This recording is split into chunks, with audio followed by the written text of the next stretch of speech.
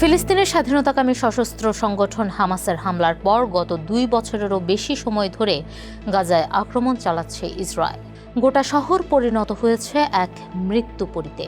সেই অভিযান শেষ না করেই এবার দক্ষিণ লেবাননে চোখ পড়েছে ইসরায়েলের দখলবাজ প্রধানমন্ত্রী বেনিয়ামিন নেতানিয়াহুর।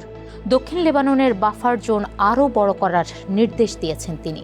আর সেই নির্দেশ মোতাবেক দক্ষিণ লেবাননের বিভিন্ন এলাকায় একযোগে অগ্রসর হচ্ছে ইসরায়েলি বাহিনী, যা অনেকটা গাজা মডেল অনুসরণ করার মতোই।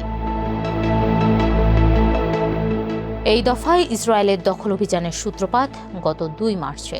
ইরানের প্রয়াত সর্বোচ্চ ধর্মীয় নেতা আয়াতুল্লাহ আলী খামেনি হত্যার জেরে ইসরায়েলে প্রতিশোধমূলক হামলা চালায় হিজবুল্লাহ। এরপরই হিজবুল্লাহকে ওই এলাকা থেকে নিশ্চিহ্ন করতে দফায় দফায় বিমান হামলা চালায় ইসরায়েল। আর এখন শুরু হয়েছে স্থল অভিযান। 29 মার্চ এক ভিডিও বার্তায় নেতানিয়াহু বলেন, দক্ষিণ লেবাননে তৈরি করা নিরাপত্তা বাফার জোন আরও বড় করার নির্দেশ দেওয়া হয়েছে। ইসরায়েলের উত্তর সীমান্তের পরিস্থিতি আমরা পুরোপুরি বদলে দিতে চাই। নেতানিয়াহুর নির্দেশ মেনে লেবাননের দক্ষিণ সীমান্তের অভ্যন্তরে ঢুকে লিতানি নদীর দিকে অগ্রসর হচ্ছে ইসরায়েলের স্থলবাহিনী। লক্ষ্য ওই এলাকা থেকে হিজবুল্লাহকে পুরোপুরি নির্মূল করা। বিপরীতে নিজেদের ভূমি রক্ষায় প্রাণপণ লড়াই চালিয়ে যাচ্ছে হিজবুল্লাহ। সামনের দিনগুলোতে এই সংঘাত আরও বাড়তে পারে। এদিকে দক্ষিণ লেবাননের আদচিট আল কুসাইর এলাকায় একটি বিস্ফোরণে এক জাতিসংঘ শান্তিরক্ষী নিহত হয়েছেন। যদিও বিস্ফোরণটি কোথা থেকে হয়েছে তা এখনও স্পষ্ট নয়।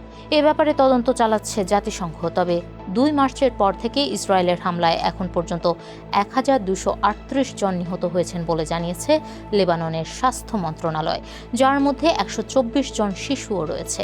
এছাড়াও আহত হয়েছেন 3500-এর বেশি মানুষ।